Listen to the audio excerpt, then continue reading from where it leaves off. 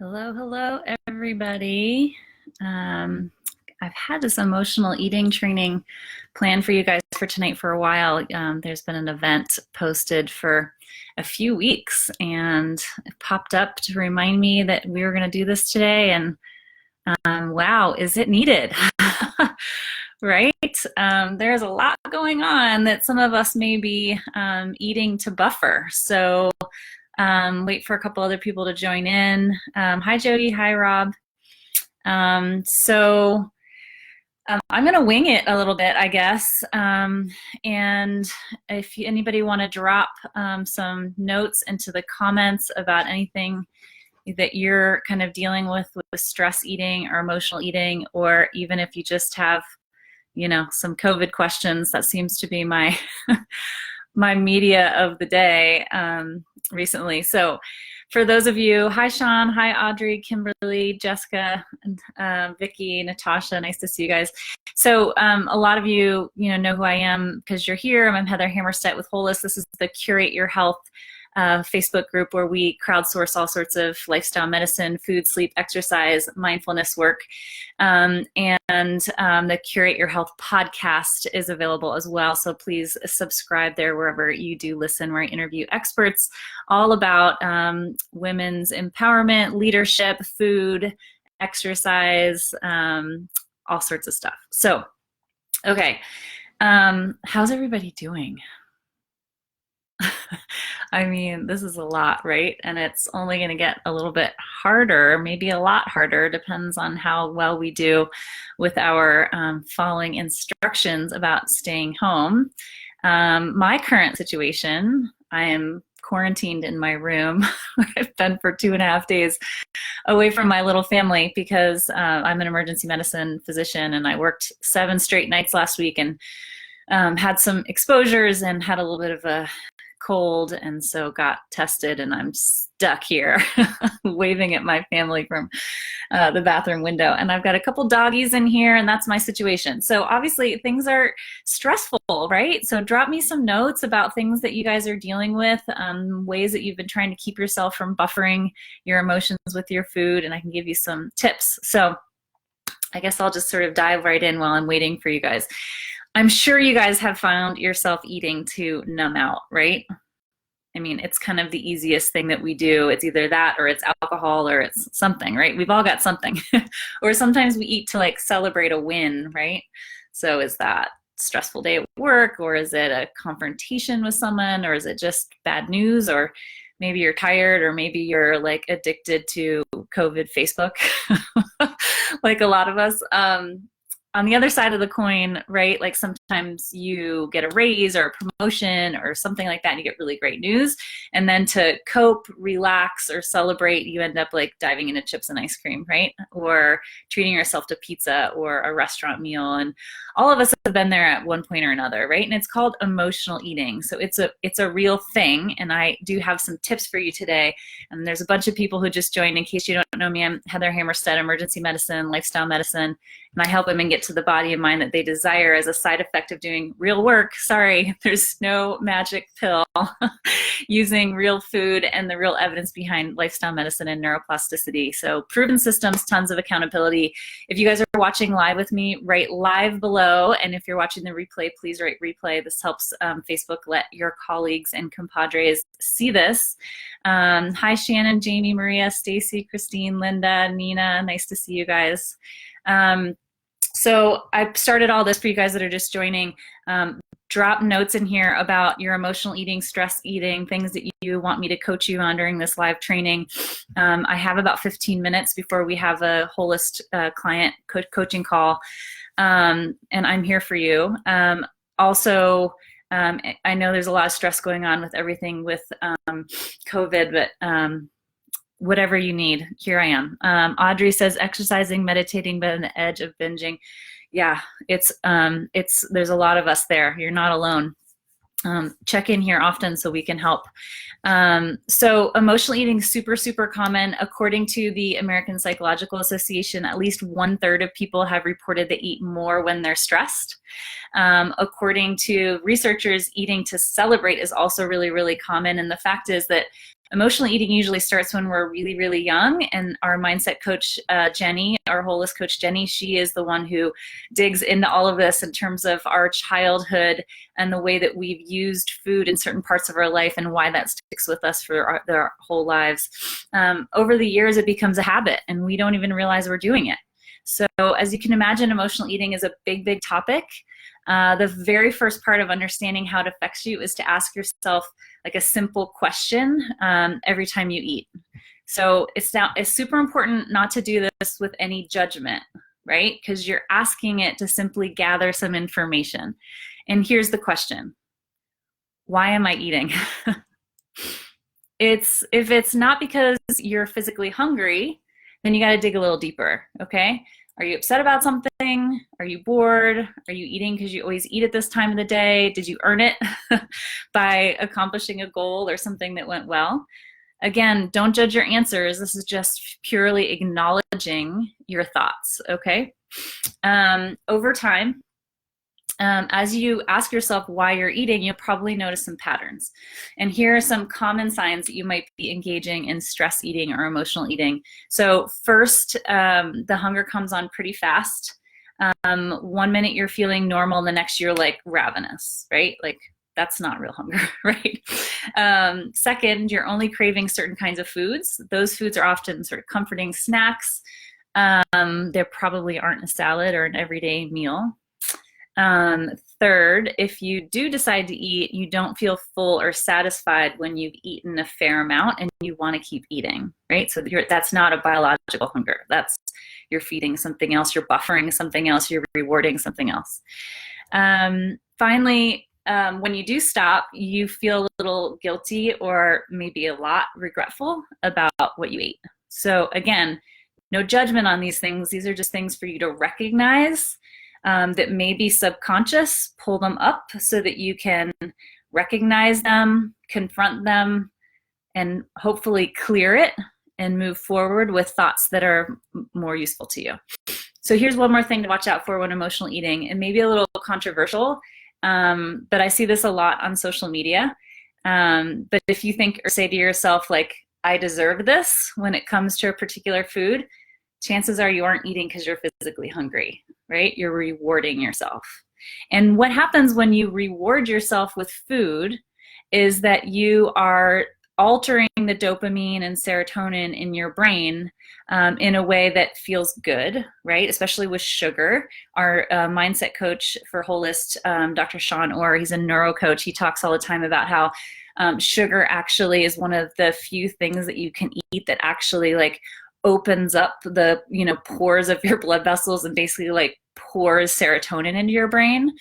And that is why when you're feeling like you're down and you need that push up of the serotonin and dopamine, that sugar is often one of the things that we're reaching for. But that's not true reward, right? It's like a false elevation in those happy hormones, and it's addictive. So anyway, like I said, this is not about judging or beating yourself up for emotional eating. That's exactly the opposite of what I'm suggesting. Instead, it's about noticing the patterns. That knowledge gives you so much power, understanding like why your body works the way that it works, and understanding why it is that you're wanting things when you're wanting them, and understanding like being more mindful of your thoughts and your actions and your habits. You can actually start making choices instead of reacting out of habit or old patterns, right? The things that used to serve us when we were 4, 5, 8, 10 years old are no longer serving you, especially if you're dealing with carrying more weight than you want or health issues that you don't want. So understanding that you get to control your thoughts and your choices is actually incredibly liberating. Hi, Tina. Hi, Mo. Oh, Jessica's doing a 2,000-piece puzzle. That's amazing. Kathy, I'm feeling fine. Thank you. I'm just stuck in my room away from my family on quarantine here. But so if you decide that you really want the food that you deserve or to celebrate a success with a feast, that's awesome. But if you decide that that particular snack or meal isn't worth it because it'll set you back from your goals, the most important thing is that you made the decision instead of just coasting on autopilot. Does that make sense? Give me a like if that's making sense to you. Yes? Good? Good. Couple people. Okay. So I have a couple of the things that I want to dig into here with you guys. Drop some questions into the comments if there are things that you guys want to talk about specifically around your current situation, about the stress that you're currently under, anything that we can do. Yes, thank you for some more likes. Loves are even better. Facebook loves the loves. It pushes it up the algorithm. All right. So before I move on to a couple other things and wait for some questions, if you're ready to take your health and fitness to the next level, I'm totally here for you. I can help you come up with strategies that work for your lifestyle. We do free strategy calls to figure out what's specifically broken in your strategy and finding your why and getting you to the next steps. If you're ready to act, you're ready to get to the rest of your life in the body and mind that you want, come to us. And I'll put a little drop link into the comments here so that you can find me. There we go. I also have a 30-minute free video training where I get like super nerdy about emotional eating and how to combat it. So if you want that and you have not yet gotten it, drop wellness into the comments and either Tamber or I will get it right to you. So who else? Anybody have any other questions? Hi, Margarita, Emmerich. Hi, Sharon. Okay, so let's talk a little bit about normalizing this. Okay, so I talk to women every single day about things that they will not tell anybody else, about their body, about their self-value, about how they use food. We all struggle with emotional eating. So if you're one of us, then heed this, you are not alone, okay? I know that inside of there, you're, a badass who has so much in her to serve the world and take back the world, that you deserve to have the confidence in yourself and the self-capacity to feel that you can tackle this last problem, this emotional eating problem, to get to your best you. And I know we struggle with, fighting ourselves and self-condemnation and getting stuck, and because of the emotional eating and all of those food relationship hurdles. And I know it's one of the main reasons why you're gaining weight, and why you suffer with this lack of confidence around, how you feel, how you move, what might be holding you back professionally. I know all of that, and I know it hits deeper at home as well. But the thing is that you have to realize that this is normal, okay? It's not willpower. This is skill power. And that's because our bodies are smarter than us. They were built for thousands of years of staying in an energy balance of where your body is storing your energy, in your fat or in your muscle or liver, or whether you're burning it, right? Deciding ahead of time what it is that you need. So you are not going to overcome that with willpower, but you can with skill power. So some of those skills include just learning the what and the when of eating according to you and how your body works and what works for you. Some of it is reframing emotional eating into what it is, which is really like a food addiction. Emotional eating in a way makes it feel like it's your fault, and it's not the way that it is. Like when you eat certain things or you compulsively eat, it actually directly affects the pleasure centers in your brain. So that same reward and pleasure center is triggered by other addictive things as well, like such as cocaine and heroin and all those things. But these highly palatable foods that we emotionally eat, like a whole bunch of dudes in like mustaches and lab coats somewhere like made those so that you are like perfectly triggered, right? So this is like normalizing it. This happens to all of us, especially right now. We're all like stuck in our houses with like a pantry. I'm stuck in my room, and so I'm only getting food delivered to me, so that helps. Then you need to reframe it, right? Stop thinking of it as something that you can will yourself through. Start realizing that this is just something you need the skills to break through, and realize that the highly palatable, those processed foods are, increased association with addiction. So the next thing is reframing it to realize that you're buffering that need and emotion with food. Your body isn't necessarily telling you that you need to eat that food for fuel, right? You have plenty of fuel to burn in your fat, right? Like none of us are going to actually starve. We can access our fat stores and in our liver, so there's no worry about that.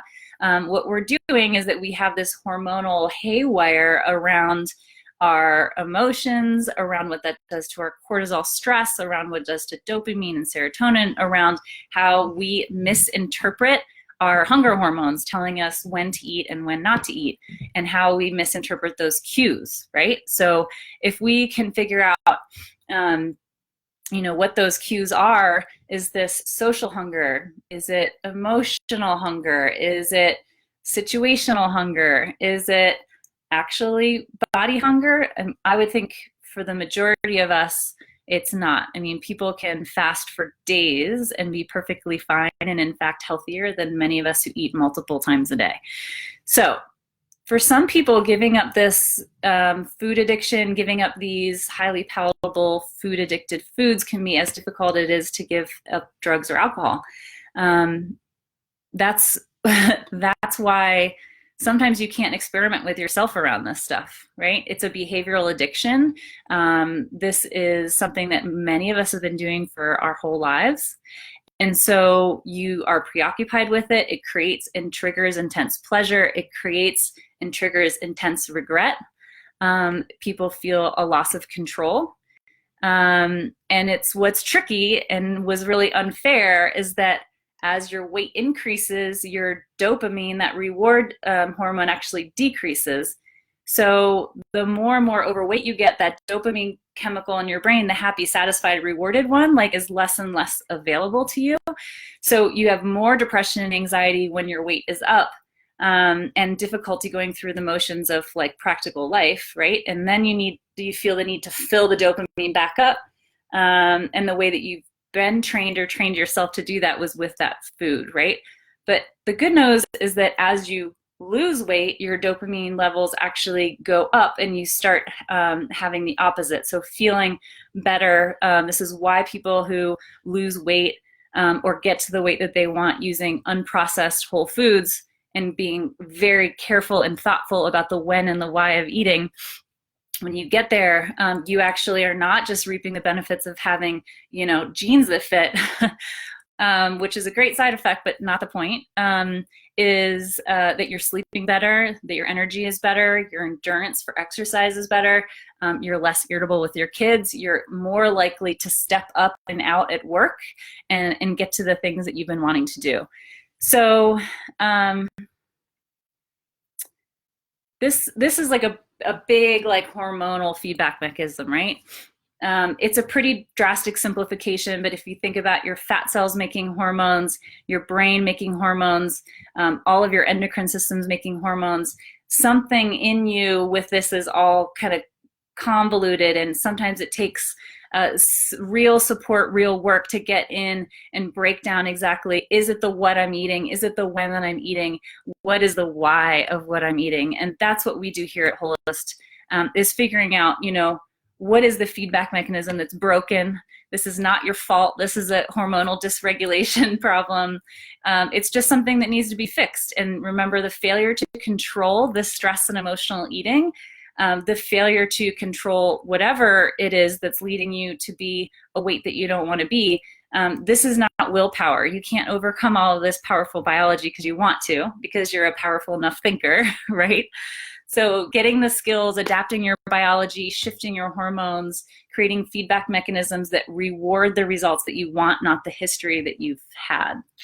So how do we reset it? You got to change the what, change the what, change the why. Did I say two whats? Change the what, change the when, change the why. So let's start this week by just taking some time to analyze your thoughts about what you're eating. When you eat, like we started this out, say, why am I eating this? And just deep dive a little bit into that. And again, don't judge, just ask yourself the question. And then once you get that answer, decide what you want to do with it. If you still feel like you really want that thing that you're kind of craving and wanting, then set a period of time for yourself that you're going to get it that's in the future. So maybe 3 hours from now, I'm going to have that cake, or 2 days from now, I'm going to have that Cheez-It bowl. That's my thing. Then you're always going to make a better decision in the future, right? So say, yes, I can have this. It's always important to tell yourself yes, just like you do for your kids. Like, yes, you can have that truck like next year when I actually buy it for you, right? So yes, I can have that treat. It's going to be Friday at noon, and you don't feel restricted. You fill that hunger with something else. Tea, a walk, hugs, something like that. A good phone call, a good FaceTime call with somebody that you care about. Then when you get to that Friday at noon, like maybe you don't need it, right? Maybe you don't want it. So that's a practical skill for you. Kathleen and Betty, nice to see you. Christina, nice to see you. Elizabeth and Lindsay, nice to see you. All right, so there we go. What questions do you guys have about this? And maybe drop a live if you're watching me live, drop a replay if you're watching a replay.